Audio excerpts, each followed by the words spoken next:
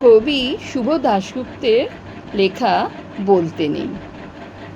সব কথা বলতে নেই। পরস্ত্রীর সৌন্দর্যের কথা আর অফিসের সঠিক মাইনের কথা নিজের বউকে বলতে নেই।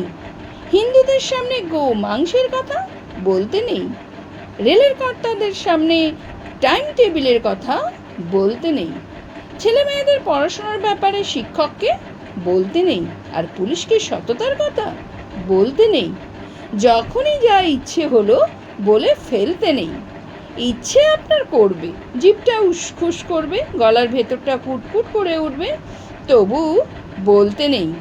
আপনি ভাববেন পরিকল্পনার পাঠশালায় সব শালাই ভাওতা মারছে। ভাবতে নিশ্চয়ই পারেন, কিন্তু বলতে নেই। আপনি ভাববেন হাসপাতাল, থানা, সরকারি দপ্তরগুলো ক্রমশ ফোড়ে আর দালালদের মৃগয়া ক্ষেত্র হয়ে উঠছে। ভাবতে সারাদিন ধরে পারেন, কিন্তু বলতে নেই। এমনি বাজারে ছেড়ে দিলে 20 টাকার রোজের মুটেগিরিও জুটত না যে ব্যাটার।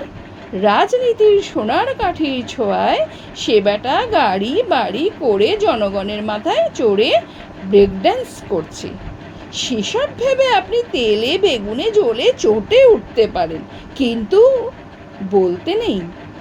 প্রাক্তন মন্ত্রী জেলে ঢুকছেন, পর্দার মেগাস্টারেরা কোটি কোটি টাকার ট্যাক্স ফাঁকি দিচ্ছে, আর টিভিতে মেরা দেশ মহান বলে হাসছে।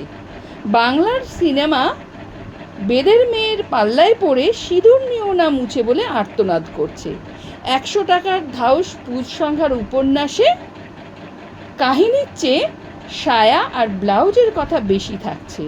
বুদ্ধিমান পরিচালক হাড় হাবাদের জীবন নিয়ে সিনেমা তৈরি করছেন, ফরেনে পুরস্কার হাতাচ্ছেন, আর 5 তারা হোটেলে বসে ফুর্তি মারছেন।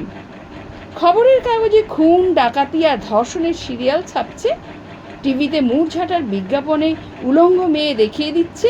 সব কিছুতেই আপনি বিরক্ত হতে পারেন, কিন্তু বলতে নেই।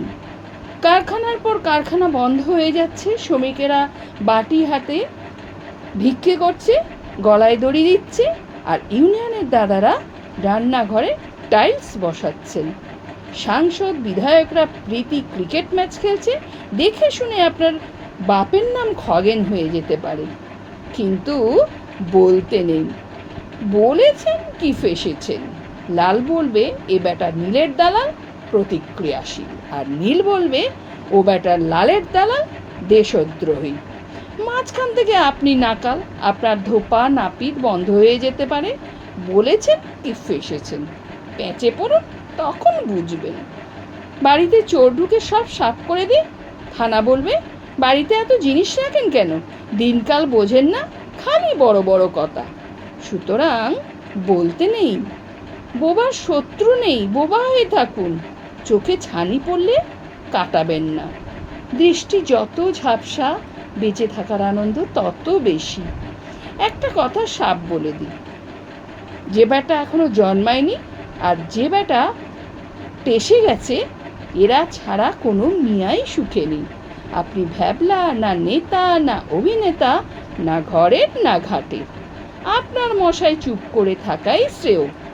চুপ করে মটকা মেরে পড়ে থাকুন না। আর তো কটা দিন। মনে মনে গান করুন, ওই মহাসিন্ধুর ওপার থেকে কি সঙ্গীত ভেসে আসে। ধন্যবাদ।